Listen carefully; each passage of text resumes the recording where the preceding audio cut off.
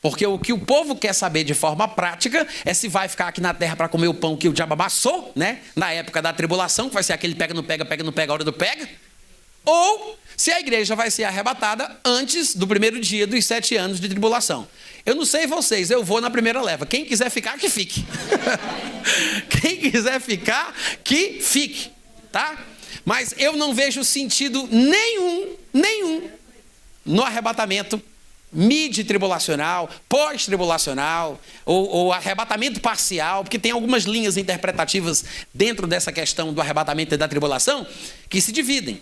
Então, eu sou pré-tribulacionista. Acredito que o arrebatamento da igreja acontece antes do primeiro dia dos 7 anos de tribulação. Mas tem quem pense que a igreja passa uma parte da tribulação. Experimenta na cabeça deles o princípio das dores, né? Sei lá.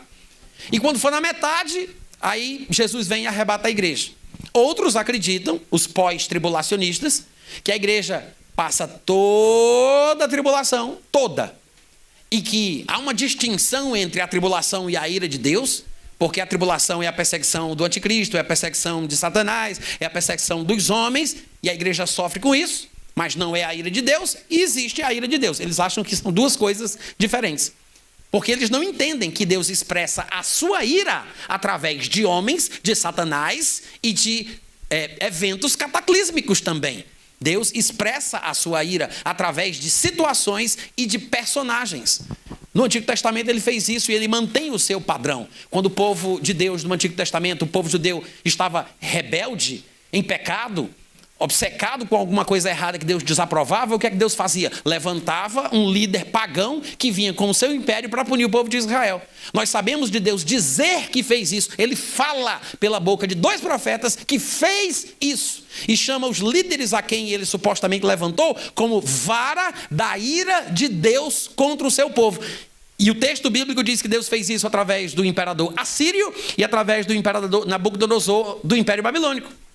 Ou seja, Deus levantava imperadores pagãos para punir o seu povo rebelde. E esse é um padrão bíblico de tratativa divina para com o seu povo quando este está em pecado ou em rebeldia. Da mesma forma vai acontecer no período da tribulação. O anticristo é apenas mais um, tá? É só mais um destes braços da ira divina na punição do seu povo rebelde. Ou seja, a ira de Deus ela se expressará durante todo o período tribulacional. Ela começa de forma menos intensa, que é por isso que a primeira metade é chamada de princípio das dores, tá? Não é antes do começo da tribulação, não. O princípio das dores não é agora, não, viu, gente? Mas não é possível, Alexandre de Moraes, aí no poder, a gente só pode estar no princípio das dores. Não, o princípio das dores é a primeira metade da tribulação, que é isso que Jesus chamou lá em Mateus capítulo 24. Depois da primeira metade, que é o princípio das dores, vem o que ele chama de grande tribulação, que é quando as dores ficam mais intensas. Então, o período do livro de Apocalipse, por exemplo, ele retrata ali em Apocalipse todo o período tribulacional. Transcorre ali, né, nos textos de Apocalipse, através do rompimento de 7 selos, do ressoar de 7 trombetas e do derramamento de 7 taças da ira divina. Todo esse período é o período da ira, só que ela vai sendo derramada de forma menos intensa ao momento, ao cume, ao ápice dessa expressão de ira divina contra os homens, e obviamente que do ponto de vista de Deus é o dia do Senhor, porque é Deus interferindo na terra de forma direta. E na perspectiva humana é o período da tribulação, porque é um período de angústia como nunca houve, nem jamais haverá em toda a terra. A ira e a tribulação são exatamente a mesma coisa. Mas os pós-tribulacionistas, que são mais populares na internet hoje em dia, eles insistem em fazer essa distinção como se fossem coisas diferentes, quando na verdade não são. Mas para eles, o crente, a igreja, passa por todo o período tribulacional, come o pão que o diabo amassou, né? Vai sofrer, vai ser aquele negócio, corre para lá, corre para cá, pega, não pega, hora não pega, decapitações, tudo que não presta, né? O período de angústia como nunca houve, nem jamais haverá, mas no final da tribulação, aí Jesus vem arrebatar a igreja. Para quê? Eu não sei, né? Para quê? Eu não sei. Porque Jesus vai arrebatar a igreja, levar ela até a camada de ozônio, igual urubu, aí depois desce para a terra de novo. Qual é o sentido disso, gente? Vai arrebatar para quê? Vocês estão me ouvindo? Qual é o sentido disso? a própria palavra usada nos textos que falam do arrebatamento, harpazo, que é traduzida por arrebatados, lá em 1 Tessalonicenses 4,17, e em diversos outros lugares do Novo Testamento, essa palavrinha, tá? A palavra grega, que é traduzida por arrebatar, arrebatados, arrebatou e por aí vai, ela só é usada em contextos de ação súbita, de intervenção imediata, de coisa. Tanto é que ela pode ser usada como saque, e aparece nos evangelhos sendo traduzida como saque. Em algumas línguas neolatinas, não necessariamente o português, mas línguas espanholas, o arrebatamento é mais conhecido como o rapto da igreja. Não é, Catherine? Como o rapto da igreja. Chegou no Brasil também. Alguns de vocês já devem ter ouvido falar do rapto da igreja. Mas é mais por influência do espanhol do que do próprio português em si. Porque a palavra, ela tem esse significado em seu domínio semântico. É uma palavra que pode significar saque, rapto, dependendo do contexto onde ela aparece. Por que eu estou falando isso? Porque não faria sentido. Paulo, por exemplo, em 1 Tessalonicenses 4,17, dizendo que nós seremos arrebatados, não faria sentido ele usar essa palavra se ela vai acontecer no final da tribulação. Por quê? Porque no final da tribulação não tem contexto para usar uma palavra que só se usa em situação emergencial ou uma ação de assalto, uma coisa de intervenção rápida e súbita. Não faz sentido, porque depois que o pior já passou, depois que toda a tribulação já aconteceu, Jesus está vindo do céu para a terra. É justamente a hora que ele vai matar o anticristo com o sopro da sua boca. Ele vai amarrar o diabo por 1000 anos. Ele vai descer e vai reinar. Para quê? Que ele vai usar uma palavra de ação súbita, emergencial, uma coisa de assalto, quando não precisa de agonia. Justamente na hora que não precisa disso. Vamos lá que eu estou ficando nervoso. Hein? Não tem sentido.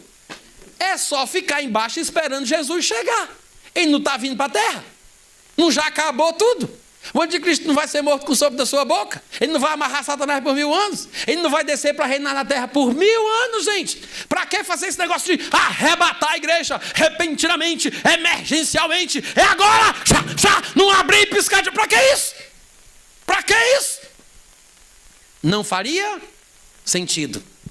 Até o uso da palavra não faria sentido. Agora, claro, as pessoas desavisadas que não mergulham no texto e sequer se preocupam com o próprio uso das palavras para definir as doutrinas, eles acham que não tem nada a ver. Eles não observam o que realmente está acontecendo ali.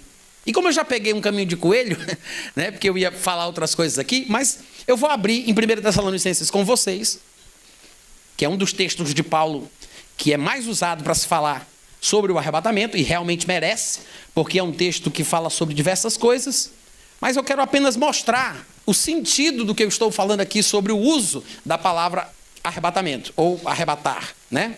Do versículo 13 ao versículo 18, que a gente não vai ler todo, tá?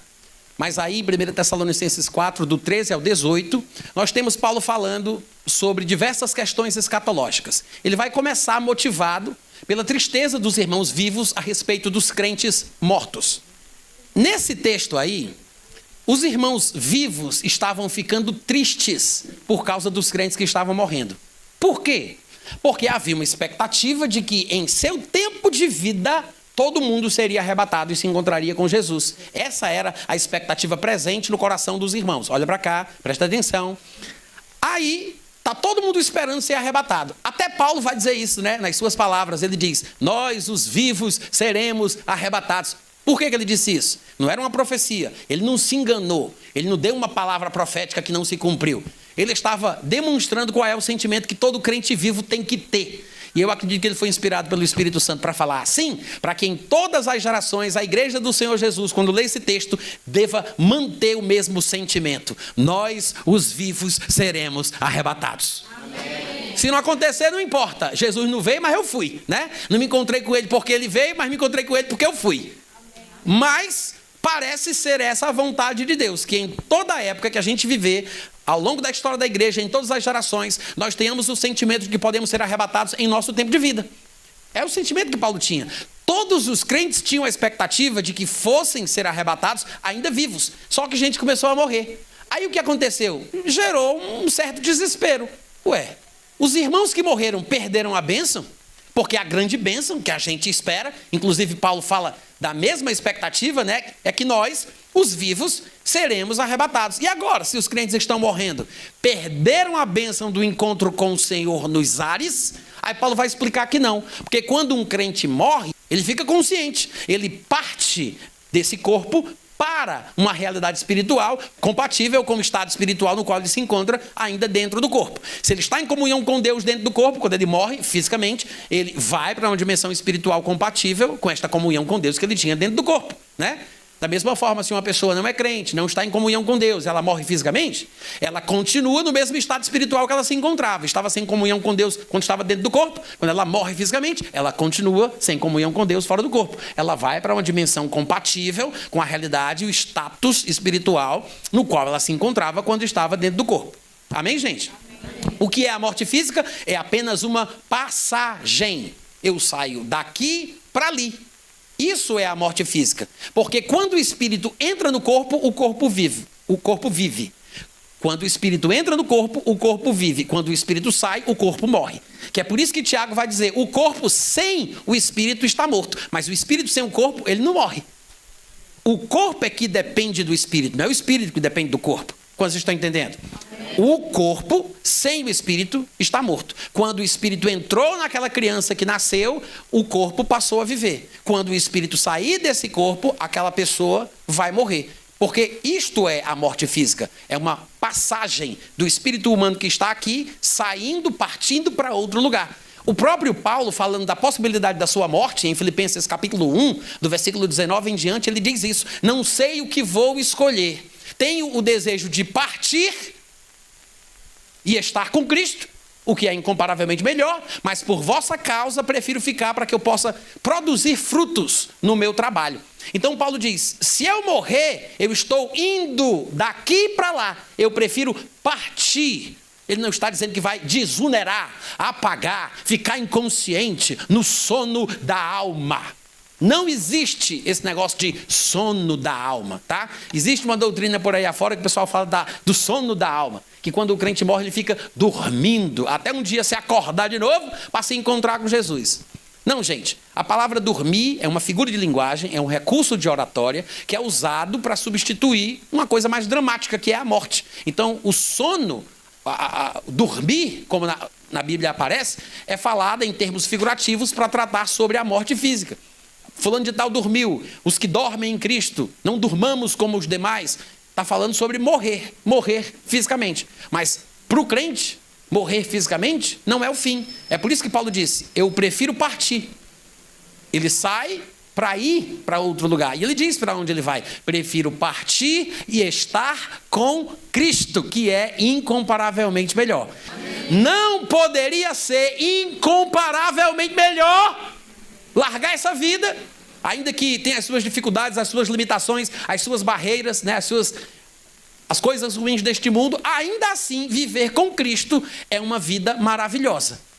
Amém. Viver na carne é Cristo, mas morrer é lucro, é promoção, é incomparavelmente melhor. A gente sofre de saudade pela pessoa que morre, mas a pessoa que morre se diverte, tem alegrias e prazer, porque ela se encontra com o Senhor Jesus. Então, a morte não é o fim, não é o sono da alma, são os corpos que dormem no pó da terra, usando aí as expressões da Bíblia. É o corpo que dorme, não é a alma que dorme. Não tem esse negócio de sono da alma, como os nossos colegas, irmãos adventistas defendem, tá? Nós ficamos conscientes e acordados. E quando a morte física acontece, não é o fim. Somos seres humanos, criados à imagem e semelhança de Deus. E nossos espíritos vão para os destinos previamente estabelecidos de acordo com a realidade espiritual na qual nos encontrávamos antes de deixar o corpo. Está em comunhão com Deus? Saiu do corpo? Vai para um lugar compatível com essa mesma realidade de comunhão com Deus. Está sem comunhão com Deus? Deixou o corpo? Vai para um lugar, uma dimensão compatível com essa realidade da falta de comunhão com Deus. Amém, gente? Amém. Então, Paulo está dizendo para os crentes que os que morreram não perderam a bênção. Porque ainda que não tenham continuado vivos para serem arrebatados naquele dia, eles já estão com Cristo. Que é por isso que Paulo diz, quando Jesus vier, ele trará em sua companhia aqueles que dormem. Por quê? Porque já estão com ele. E nós, os vivos, de forma alguma precederemos os que dormem. Nesse sentido, dessa reunião, desse encontro. Não tem como furar fila no encontro com Jesus de um crente que já morreu. Porque o crente que já morreu, já está com ele e vai vir com ele no dia do arrebatamento. Não tem como uma pessoa viva preceder os que dormem, furar a fila desse encontro. Então, nós, os que ficamos vivos até o dia do arrebatamento, somos os retardatários. Ô, glória! Nós somos os últimos da fila, né? Os retardatários, porque quem já foi, já está no bem bom. Amém, gente? Amém. Quem já foi, já está com Cristo e vai voltar com ele. É isso que Paulo vai dizer aqui. Mas, em meio a tantas coisas interessantes que Paulo menciona nesse período aqui, nesse trecho, no versículo 17, ele diz assim, versículo 17, depois nós, os vivos, os que ficarmos, os retardatários, seremos, qual é a palavrinha que aparece aí? Quem de vocês, deixa eu perguntar, quem de vocês tem aí na Bíblia aí, nesses aparelhos eletrônicos, aquelas oportunidades de tocar na palavra e ver o que é a palavra original? Quem tem aí uma Bíblia assim? Alguém tem? Tem aí? Vê aí, como é que diz aí? Toca aí na palavrinha arrebatados. Qual é a palavra grega? Como é que ela é? Como é? Arpazo. É por aí. Que é da onde vem a nossa palavra arpão, tá? A nossa palavra arpão, ela vem dessa palavrinha aí, arpaguê, arpazo, que é a palavra traduzida por arrebatados. Essa palavra, ela tem um uso muito específico, que era o que eu estava dizendo para vocês. Só que agora, no finalzinho desse primeiro tempo, eu pretendo provar para você que essa palavra não é usada de qualquer outra forma no texto bíblico. Ela aparece diversas vezes. Claro, as palavras, elas podem ser usadas em contextos diferentes, desde que não se fuja ao seu sentido, o seu campo semântico, né? Questões mais técnicas aí da linguística e tal. Mas observe como é fácil de compreender. Eu vou citar para vocês, eu acho que umas dezenas de passagens do Novo Testamento, onde a palavra é usada.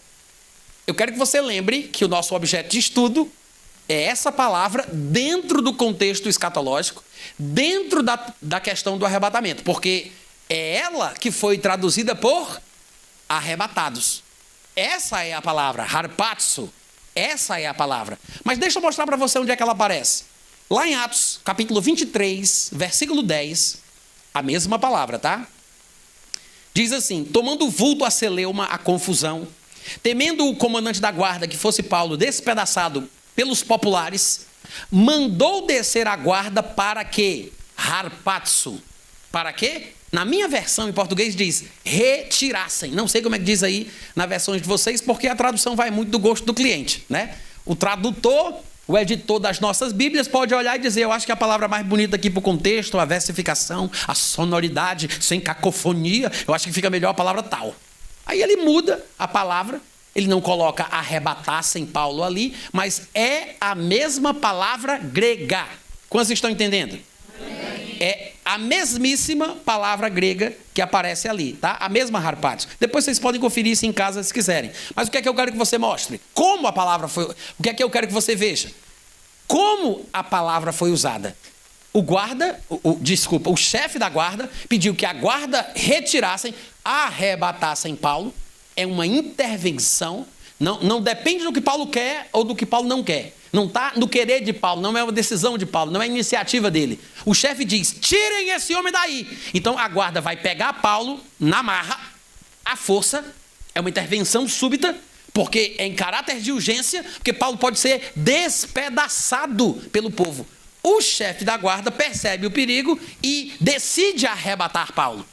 Então ele manda a guarda tirar Paulo de um lugar e colocá-lo em segurança.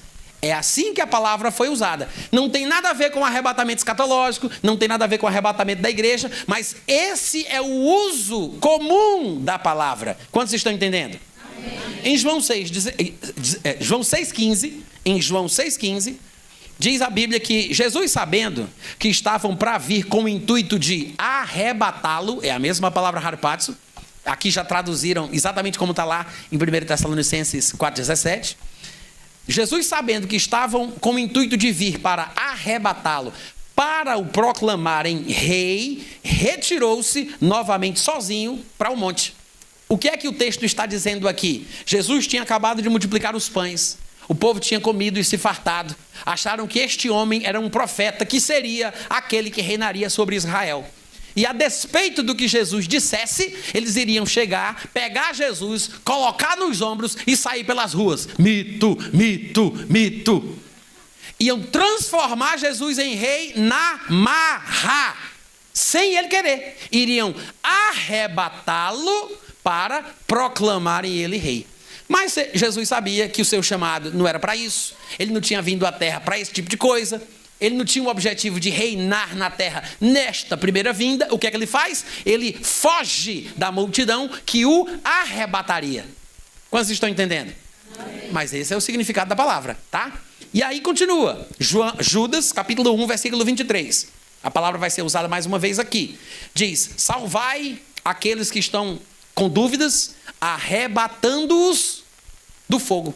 Ou seja, Judas está pedindo que nós olhemos para os irmãos que estão fracos na fé, que estão quase se desviando, que nós façamos uma intervenção na vida deles, arrebatando-os do fogo. Ele está pedindo para que a gente faça alguma coisa por aqueles que estão quase morrendo, quase se desviando, mais para lá do que para cá. É uma intervenção para um fim proveitoso. Mas a palavra usada foi exatamente essa: arrebatá-los do fogo. Ou seja, eu tenho que fazer alguma coisa em prol do bem-estar espiritual do meu irmão. Eu preciso intervir, né? Outros lugares onde a palavra aparece. Em João capítulo 10, versículo 12, Jesus está contando sobre... É uma parábola que ele fala do bom pastor, e ele vai colocar algumas características do bom pastor, falando do mau pastor. Ele diz que o mau pastor é aquele que vê o lobo vir, deixa as ovelhas, aí o lobo vê as ovelhas sozinhas, aí as arrebata e dispersa, né? Diz exatamente assim: o mercenário que não é pastor, a quem não pertence as ovelhas, vira o lobo, abandona as ovelhas e foge. Então o lobo as arrebata, é a mesma palavra, harpazo, as arrebata e dispersa.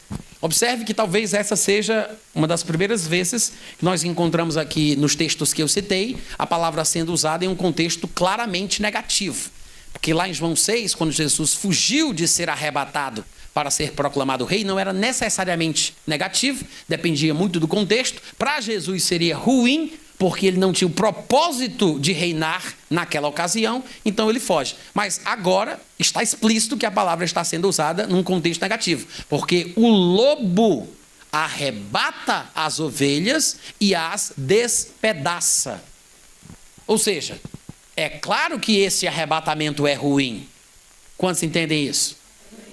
Mas é a mesma palavra. Então, a palavra, por si só, ela não é a chave hermenêutica da nossa interpretação. A questão é o contexto.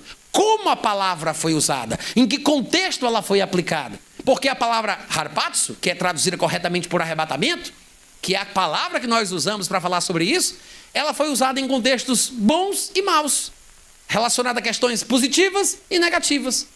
Arrebatamentos de pessoas que veem o bem da pessoa arrebatada, como aquele guarda, aquele chefe da guarda, como o arrebatamento do lobo aqui, que quer, na verdade, despedaçar as ovelhas. Então, quem arrebata, dependendo do seu caráter, obviamente, ele tem um fim ruim ou um fim benéfico. O lobo arrebata para dispersar, para despedaçar. E tem outra passagem, quando Jesus está falando da parábola do semeador, que saiu a semear sementes em diversos tipos de solos. Ele diz assim, Mateus 13, 19, ele diz: todos que ouvem a palavra do reino e não a compreendem, vem o maligno e harpazo, e arrebata a palavra que lhes foi semeada no coração. Este é o que foi semeado à beira do caminho. Jesus está explicando a parábola do semeador. Ele diz que aqueles que ouvem a palavra, mas não entendem, são aqueles que estão vulneráveis ao ataque de Satanás. E o que é que Satanás faz? Ele tira, ele arrebata a palavra do coração. A mesma palavra. E tem outros textos também, inclusive no seu sentido espiritual, como 1 Tessalonicenses 4,16, que é o texto que nós lemos. Temos aquela passagem de Atos capítulo 8, 39, quando fala que Filipe foi arrebatado diante dos olhos do eunuco. Temos 2 Coríntios capítulo 12, versículo 2 ao 4, quando Paulo fala sobre um homem que foi arrebatado ao terceiro céu, muito provavelmente ele mesmo. Mas o que é interessante é que a palavra é usada em diversos contextos, espirituais, escatológicos, naturais, bons e ruins. Então, não se apegue à palavra em si, mas ao contexto. Mas uma coisa que você não pode deixar de perceber é que essa palavra só é usada por causa do seu próprio, da sua própria essência, do significado essencial dessa palavra. Ela só é usada em contextos que falam de intervenção ou de ação de um terceiro. Deus arrebatou Filipe, o Espírito Santo arrebatou Filipe. O lobo arrebata as ovelhas, Satanás arrebata a palavra, Jesus arrebatará a igreja. Ou seja, é uma ação feita por alguém em outra pessoa, ou em outro grupo de pessoas. A palavra usada por Paulo em 1 Tessalonicenses é a mesma de todos esses outros textos. E é interessante que ele tenha usado ela ali, porque demonstra o quê? Que vai ser uma ação súbita, uma intervenção divina, e dentro do contexto, nós só podemos entender, claro, não só por isso, mas por diversas outras coisas também, nós só podemos entender que ele está falando de um arrebatamento pré-tribulacional. Porque não teria sentido uma intervenção de Jesus Cristo justamente na hora que a igreja não precisa mais dela. Quantos estão entendendo? Se aquele chefe da guarda que decidiu arrebatar Paulo para que ele não fosse despedaçado tivesse demorado um minutinho mais, não teria dado tempo. Então é uma ação súbita, de assalto, emergencial, no momento certo. Se quem arrebata é uma pessoa ruim, nós já sabemos que ele vai arrebatar para destruição. Mas se quem arrebata é uma pessoa boa, é exatamente o contrário. Ele arrebata de um ambiente que vai ser destruído para a proteção do céu. Amém? Então, já que estamos em 1 Tessalonicenses capítulo 4, eu vou falar mais uns minutinhos só para corroborar, confirmar a ideia de que Paulo tem em mente um arrebatamento pré-tribulacional. Vocês estão em 1 Tessalonicenses 4 ainda? Tá, então só falta eu. Deixa eu abrir aqui. Vamos lá. Olha aí, eu vou fazer a leitura, se Deus quiser, e eu conseguir também superficial, do versículo 13 ao versículo 18, e depois eu vou argumentar algumas coisas, tá? Veja o que ele diz: não queremos, porém, irmãos, que sejais ignorantes com respeito aos que dormem, aos que morrem, para não vos entristecerdes como os demais que não têm esperança. Pois se cremos que Jesus morreu e ressuscitou, da mesma forma Deus, mediante Jesus, trará em sua companhia os que dormem. Ora, ainda vos declaramos por palavra do Senhor isto: nós, os vivos, os que ficarmos até a vinda do Senhor, de modo algum precederemos os que dormem. Porquanto o Senhor mesmo, dada a sua palavra de ordem, ouvida a voz do arcanjo e ressoada a trombeta de Deus, ele mesmo descerá dos céus, e os mortos em Cristo ressuscitarão primeiro. Veja que ele não falou de todos os mortos. Ele está falando de uma ressurreição específica. É uma ressurreição seletiva. Ele não está falando do cumprimento final da doutrina da ressurreição de todos os mortos. Não. Ele está falando de uma ressurreição de um povo específico. É a ressurreição dos mortos em Cristo. Não é dos santos, dos justos de todos os tempos, desde Adão até hoje. Não. É a ressurreição dos mortos em Cristo. Assim como ele está falando dos mortos em Cristo, ele está falando dos vivos em Cristo. A expressão em Cristo, em quem, no qual, por quem, de quem, usadas no Novo Testamento, e são centenas delas, sempre dizem respeito àqueles que fazem parte do corpo de Cristo, da igreja do Senhor Jesus. A igreja de Jesus, ela não começou com Adão ou com os santos do Antigo Testamento. Ela começa no dia de Pentecostes. Como é que a gente sabe disso? Porque a Bíblia diz que no dia que Jesus ressuscitou e foi elevado aos céus, ele concedeu dons aos homens. A uns, ele concedeu para apóstolos, profetas, evangelistas, pastores e mestres, visando o aperfeiçoamento dos santos através destes dons ministeriais. Não são dons do Espírito Santo, são dons de ministério. Os dons do Espírito Santo são 9 e estão descritos lá em 1 Coríntios, capítulo 12, 13 e 14. Estes dons são dons de ministério. Através destes ministros, apóstolos, profetas, evangelistas, pastores e mestres, a igreja seria edificada. De fato, Paulo vai dizer em Efésios, capítulo 2, ou é 3, que ele lançou o fundamento. A igreja está sendo edificada sobre o fundamento dos apóstolos e profetas. O alicerce foi lançado pelos apóstolos e profetas. Ora, se os apóstolos e profetas são aqueles que lançaram o fundamento, e se os apóstolos e profetas estão entre os dons de ministério que foram concedidos por Cristo somente quando ele ressuscitou dentre os mortos e foi assunto aos céus para se assentar à direita da majestade nas alturas, então a igreja não existia antes, porque primeiro os dons foram concedidos no dia que Jesus subiu e estes dons ministeriais posteriormente lançaram um fundamento sobre o qual a igreja seria edificada. Se a igreja já existia antes, como ela poderia existir se o fundamento só vai vir depois? Quantos estão entendendo? Amém. Os apóstolos e profetas lançaram os alicerces da igreja, os alicerces nos quais a igreja foi edificada. E os apóstolos e profetas só passaram a existir no dia que Jesus subiu ao céu, levando o cativo, o cativeiro e concedendo dons aos homens. Quando ele dá a uns dons de ministério, de profeta, apóstolo, mestre, evangelista, pastor. Vocês percebem isso? Ou seja, o que é uma pessoa estar em Cristo? Essa pessoa é a pessoa que faz parte do corpo de Cristo, que é o que a Bíblia chama de igreja.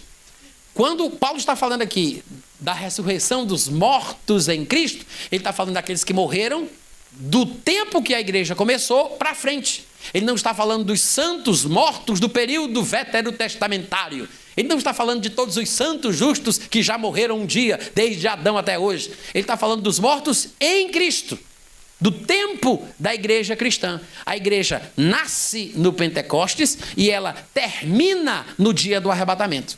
O que é que vai acontecer no mundo então? Deus vai voltar a tratar com o mundo do jeito que ele fazia no período do Antigo Testamento. Ele vai tratar primeiramente com Israel e a partir de Israel ele vai tratar com o mundo. É exatamente isso que vai acontecer. Que é por isso que lá em Apocalipse se fala de 144 mil homens separados para um ministério específico do período tribulacional, 12 mil de cada uma das 12 tribos de Israel. É por isso que fala de 2 profetas do calibre de Moisés e de Elias atuando na cidade de Jerusalém, onde vão ser mortos, seus corpos ficarão estirados. É a partir da Judeia que o anticristo há de reinar no mundo. Por isso que Jesus disse que quando vocês virem o abominável da desolação do qual falou o profeta Daniel no lugar santo, quem estiver na Judeia, fuja para os montes, porque tudo vai se voltar para Israel. O protagonismo israelita vai voltar mais uma vez. Quando o período da igreja tiver passado, as coisas voltam a ser como era no Antigo Testamento. As pessoas poderão ser cheias do Espírito Santo, como o povo do Antigo Testamento era, não como nós, na época da igreja, fomos. Amém? Mas, nem sei porque que eu falei sobre isso. Mas, sim, por causa dos mortos em Cristo e dos vivos em Cristo. Porque Paulo diz aqui no versículo 16, seria isso? Mortos em Cristo. E no 17 ele fala, e nós os vivos, ou seja, mortos em Cristo e vivos em Cristo. São pessoas específicas, não é todo mundo, não é a ressurreição dos mortos. Ele está falando da ressurreição dos mortos em Cristo. É uma ressurreição seletiva. Isso aqui não era ensinado em nenhum lugar dos textos bíblicos daquela época, tá? É uma coisa que Jesus contou para Paulo.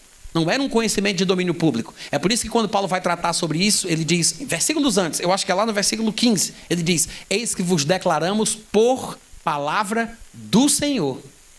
O que significa isso? Jesus apareceu a Paulo, contou para ele o que ele vai contar para a gente depois.